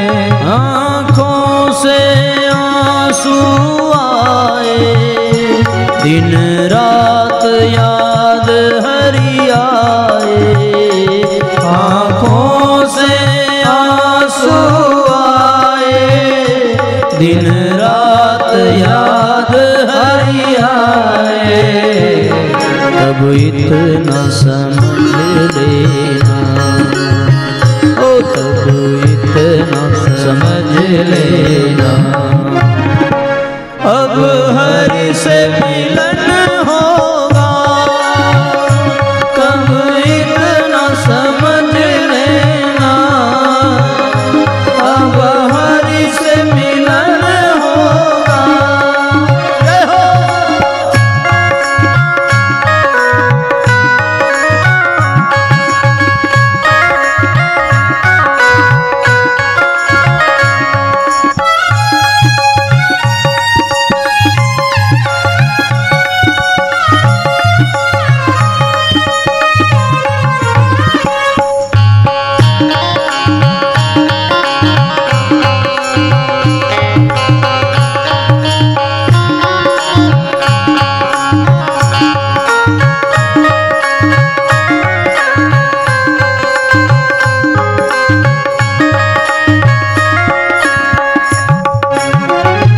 कोई दूजा ना मन भाए, कोई दूजा नाम न भावे, दर्शन को मन ललचाए, दर्शन को मन ललचाए। कोई दूजा ना मन भाए, दर्शन को मन ललचाए। कोई दूजा नाम न भाए, दर्शन को मन ललचाए।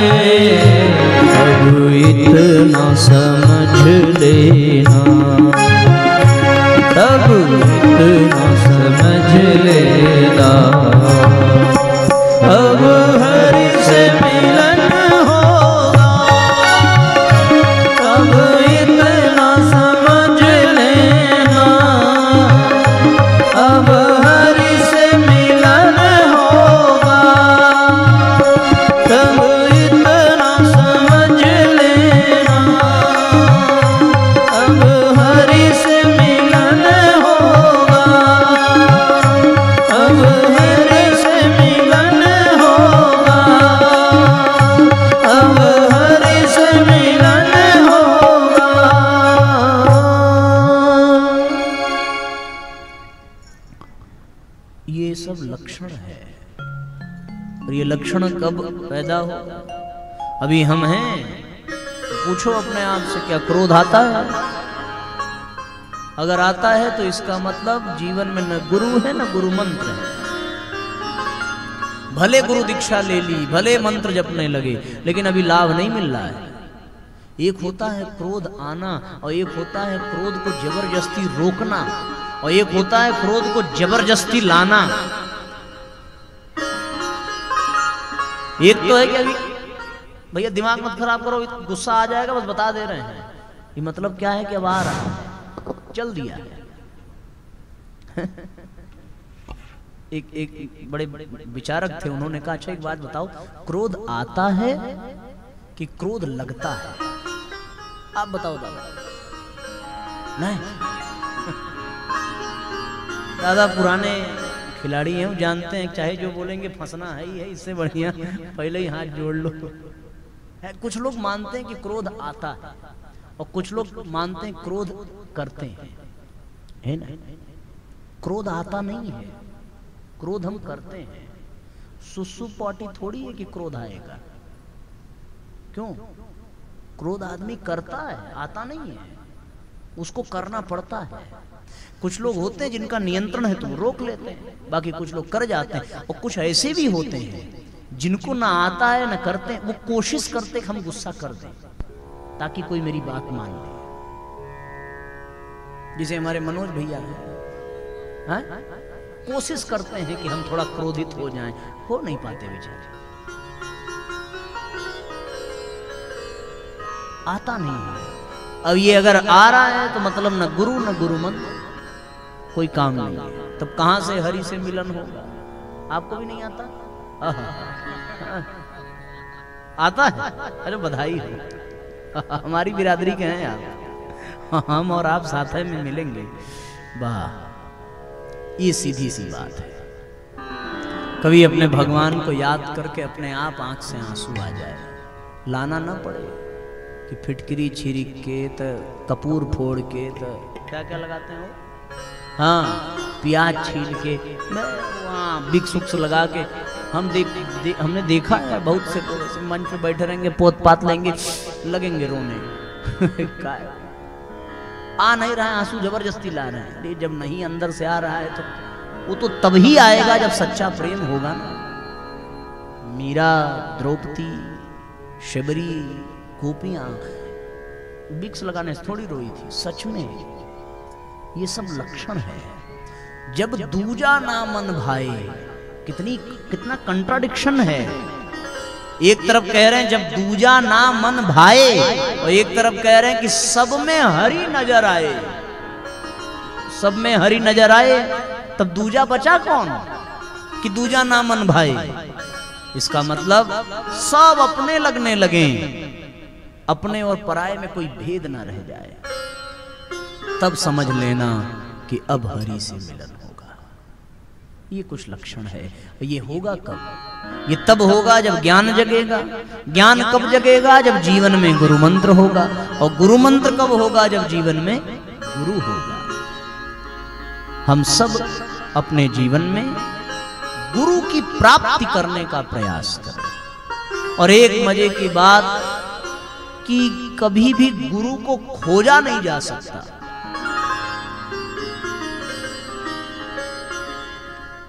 मुझे नाम नहीं याद आता है,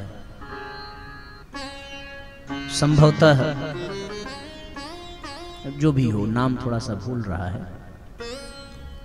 एक संत, भूल ही रहा है तो क्या बताएं। फिर भी बस आपको इतना बता दें कि एक व्यक्ति गुरु की तलाश में निकला। खोजते खोजते एक वृक्ष के नीचे पहुंचा, थक करके बैठा। किसी ने, कोई संत वहां आए तो पूछा कि भाई हमें गुरु की प्राप्ति कब होगी? तो उन्होंने कहा कि तुम्हें गुरु की प्राप्ति आज से 6 साल बाद होगी। तुम उनको ढूंढो, और मैं जगह भी बता देता, लेकिन अगर जगह बता दूंगा तो तुम्हारा प्रयास बंद हो जाएगा। तुम बिल्कुल सही जगह हो, लेकिन तुम्हें 6 साल बाद गुरु की प्राप्ति होगी। कुछ संतोष हुआ, चलो भाई होगी तो भले 6 साल बीत जाएगा, लेकिन तुम खोजते रहना, प्रयास करते रहना।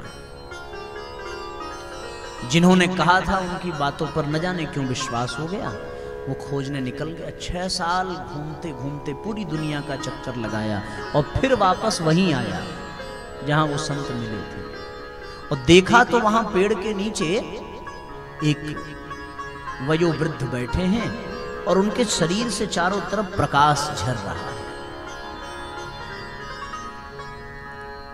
दूर से देखा तो बहुत प्रसन्न हुआ, ओहो 6 साल पूरा हो गया, अब जीवन धन्य, गुरु मिल गए। दौड़कर आया, पांव में गिर पड़ा, आप ही मेरे गुरु हैं। संत की वाणी सिद्ध हो गई, उन्होंने ही कहा था 6 साल बाद, पर यह नहीं बताया था कि यहीं मिलेंगे। बहुत तड़पना पड़ा, पूरी दुनिया घूमी।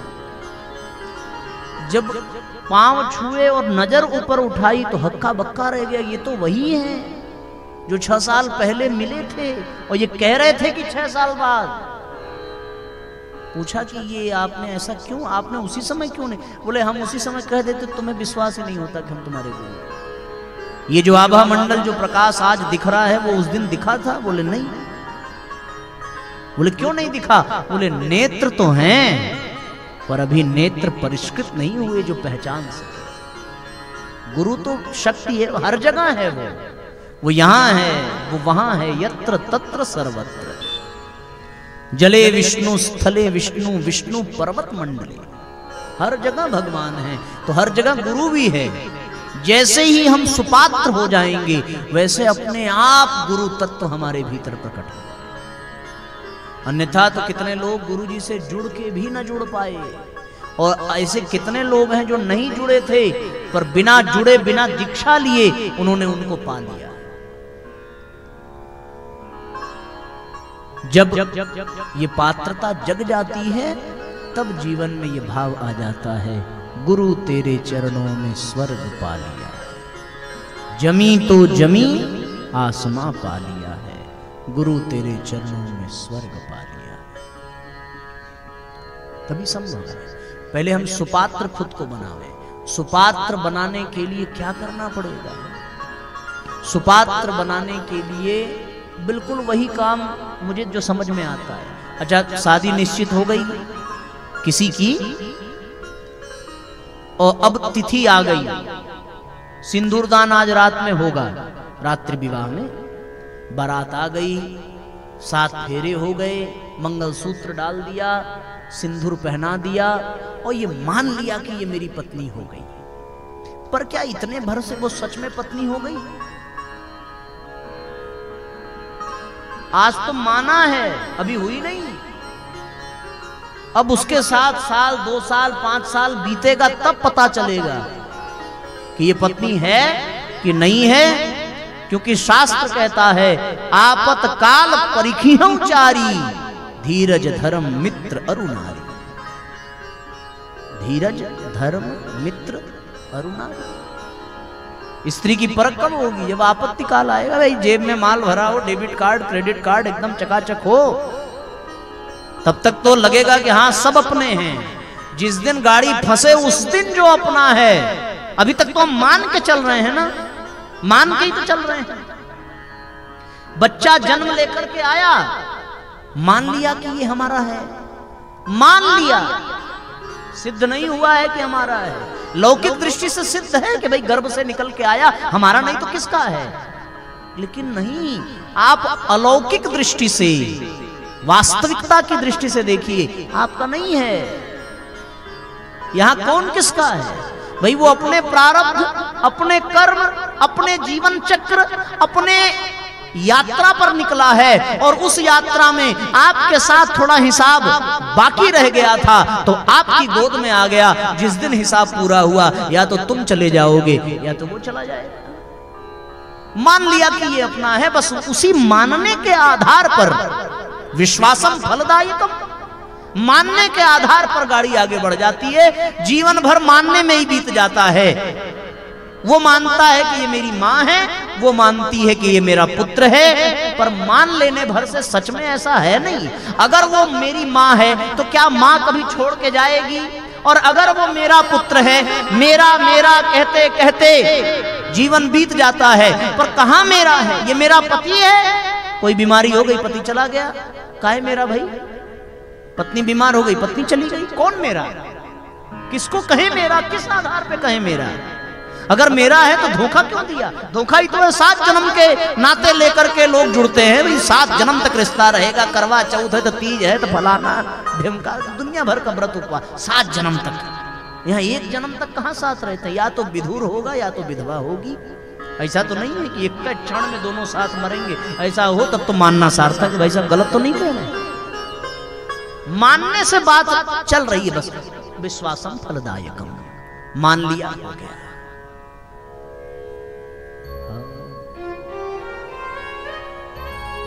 बाद में आप बताना कुछ रहस्य की बात बोली होगी। मानने से गाड़ी चल रही है, तो मैं बस केवल इतनी भूमिका इसलिए बना रहा था कि जैसे मानने से वो पत्नी लगने लगी, मानने से वो बेटा लगने लगा, मानने से हम वक्ता लगने लगे, मानने से आप श्रोता लगने लगे, उसी तरीके से मान लो कि गायत्री मंत्र सबसे बड़ा मंत्र है।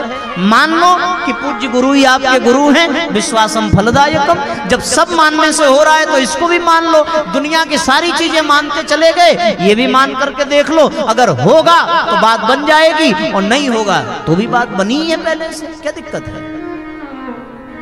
मान लो कि गायत्री मंत्र अच्छा है, बड़ा है, प्रभावकारी है, सत्य है कि नहीं, इस चक्कर में मत पड़ना। मानने को तो लोग क्या क्या मान ले रहे हैं कि भाई बच्चा पढ़ने में कमजोर है, पीपल का पत्ता लो, उलट के पलट के चंदन टीका लगा के छोप दो, बच्चा पास हो जाएगा। मान लिया, मान लिया। अब जब ये सब फिजूल की बातें मान सकते हैं तो काम की बात भी मानो। मान लो कि गायत्री मंत्र अच्छा है, केवल मान लो। जैसे ही आप मानेंगे, भाई गणित में क्या होता है, सबने तो गणित पढ़ी होगी, माना x बराबर, और नहीं मानोगे तो उत्तर कभी नहीं मिलने वाला है। और मान लिया तो नीचे आप कह सकते हैं कि hence proved x is equal to a। मान लिया, शुरुआत मानने से ही हुई थी, तो जब मानने से हुआ तो इसको ही मान लो। मान लो कि गायत्री मंत्र है श्रेष्ठ, मान लो कि यही आपके गुरु है, क्या पता 6 साल बाद यही फिर से बात बन जाए। मानना तो पड़ेगा, इसके सिवा कोई दूसरा रास्ता नहीं है। ये एकदम फाइनल स्टेज में आपको बता रहा हूं, अब कोई विकल्प नहीं है। अभी नहीं तो कभी नहीं, सीधी सी बात। अभी नहीं तो कभी नहीं, अब नहीं माना तो अब कभी मान भी नहीं पाओगे, क्योंकि ये मेरा विश्वास है। क्योंकि जैसे आज गुरु जी की प्रेरणा से मैं बता रहा हूं, ऐसा दोबारा कोई बताने वाला नहीं है। या तो इससे खराब बताएगा या तो इससे अच्छा बताएगा, ऐसे तो बिल्कुल नहीं बताएगा। क्योंकि मेरा ये विश्वास है कि हम स्वयं ऐसे दोबारा अब नहीं बता पाएंगे, हम स्वयं नहीं बता पाएंगे। भगवान ने अर्जुन को पूरी गीता सुना दी।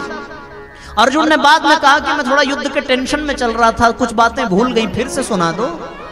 सुनाना शुरू किया, अर्जुन ने कहा प्रभु ऐसे तो नहीं सुना रहे थे आप। भगवान ने कहा फिर सुना भी नहीं सकते, उस समय हम नहीं थे, उस समय कोई और था जो बोल गया और बात बन गई। इस समय कोई और बोल रहा है।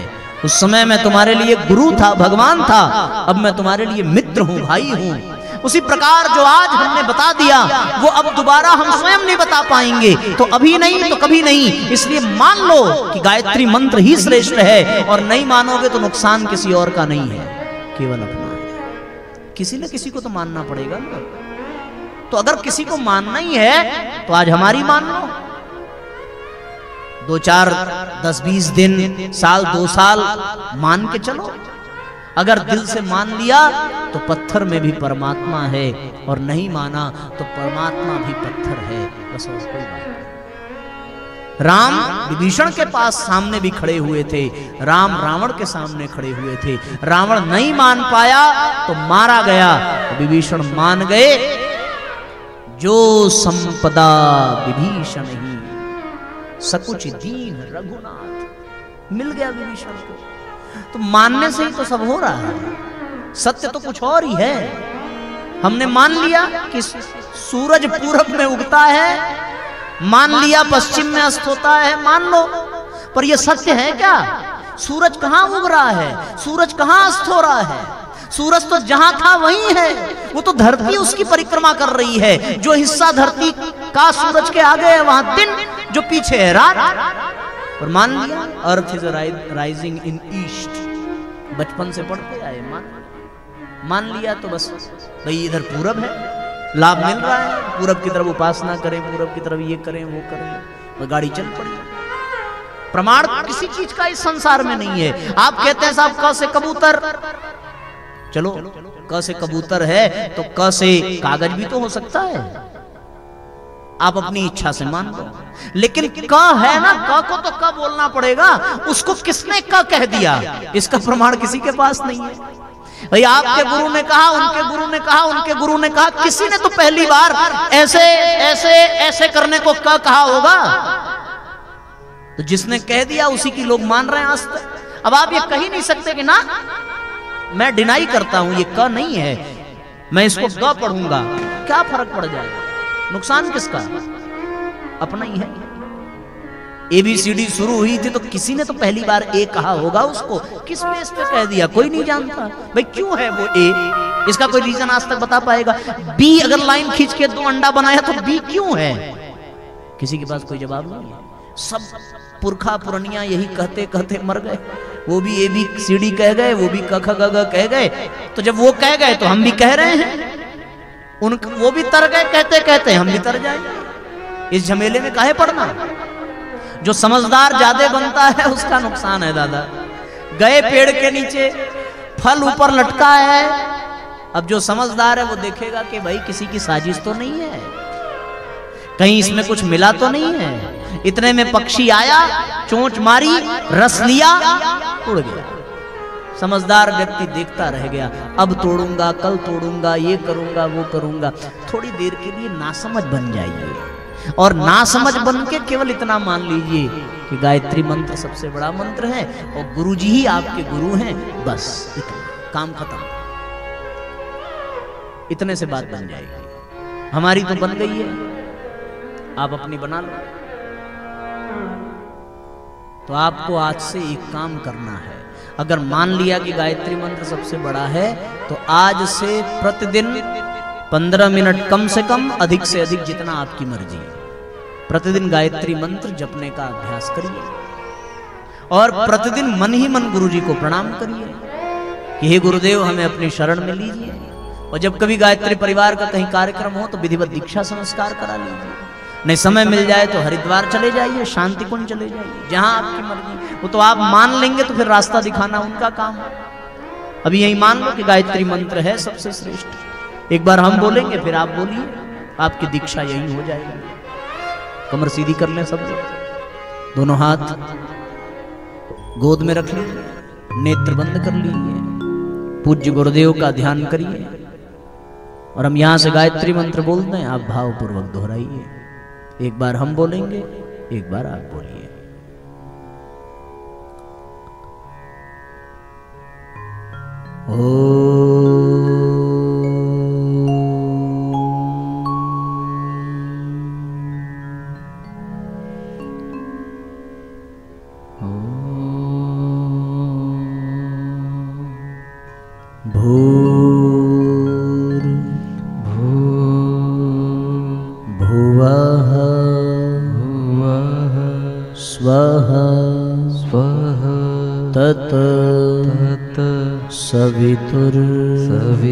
सवितुर्वरेण्यं भर्गो देवस्य धीमहि धियो यो नः प्रचोदयात्।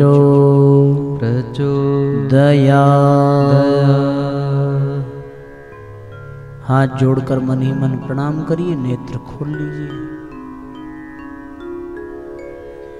आप सबकी दीक्षा हो गई गायत्री मंत्र की। बस आज से आप प्रतिदिन 15 मिनट 20 मिनट गायत्री मंत्र जपिए और प्रतिदिन पूज्य गुरुदेव का ध्यान करिए। मन हो तो चित्र अपने पास मंगा लीजिए, न चित्र मिले तो सूर्य का ध्यान करिए, बस बात बन जाएगी। ठीक है, समझ में आ गया?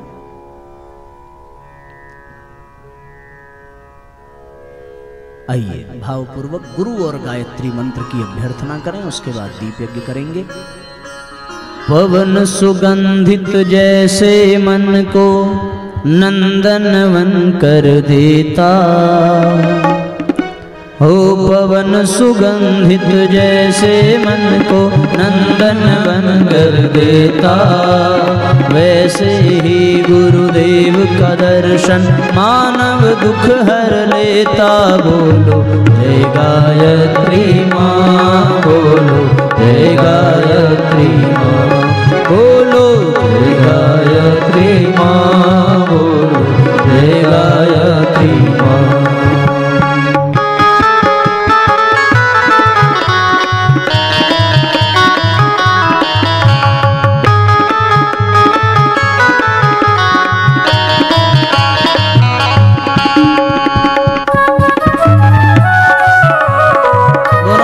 उठाकर एक साथ तालियां बजाइए।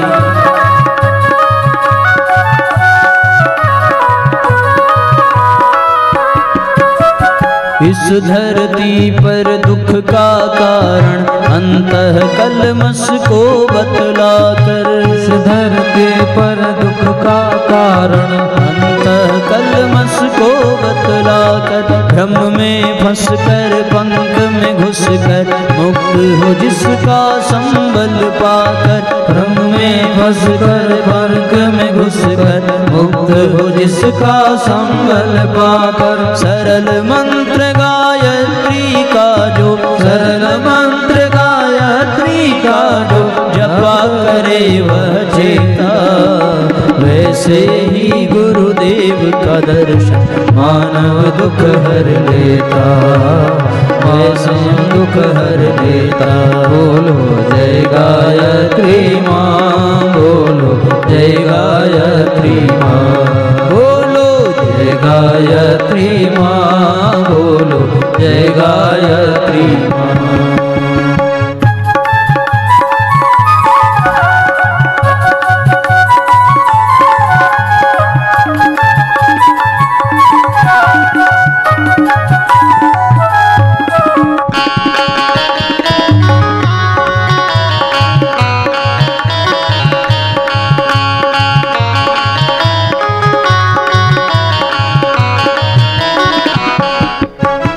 युग निर्मात्री मोक्ष है देती, मानव में देवत्व जगा कर, युग निर्मात्री मोक्ष है देती, मानव में देवत्व जगा कर, शुचि शीतलता पाप है हरती, धार सुधा की नित्य वहा कर, शुचि शीतलता पाप है हरती, धार सुधा की नित्य वहा कर, इस नव युग में राज करेगा, इस नव युग में राज करेगा, जो हो आत्म विजेता, वैसे ही गुरुदेव का दर्शन मानव दुख हर लेता।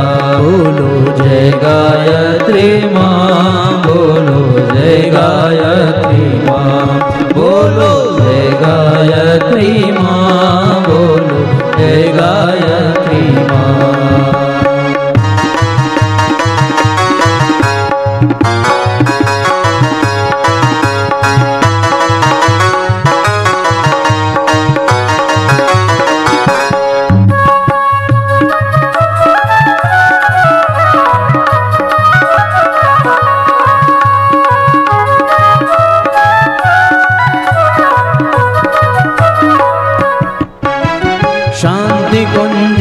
शक्ति पुंज ले जन जन को संदेश सुनाती, शांति कुंज से शक्ति पुंज ले जन जन को संदेश सुनाती, सजल श्रद्धा देती प्रज्ञा सत्कर्मों की ओर बढ़ाती, सजल श्रद्धा देती प्रज्ञा सत्कर्मों की ओर बढ़ाती, जैसे नाविक तूफानों में, जैसे नाविक तूफानों में नाव धैर्य से खेता, वैसे ही गुरुदेव का दर्शन मानव दुख हर लेता। बोलो जय गायत्री माँ, बोलो जय गायत्री माँ, बोलो जय गायत्री माँ, बोलो जय गायत्री माँ। पवन सुगंधित जैसे मन को नंदन वन कर देता, पवन सुगंधित जैसे मन को नंदन वन कर देता, वैसे ही गुरुदेव का दर्शन मानव दुख हर लेता। बोलो जय गायत्री माँ, बोलो जय गायत्री माँ, बोलो जय गायत्री माँ, बोलो जय गायत्री माँ, बोलो बोलो जय गायत्री माँ, बोलो जय गायत्री माँ।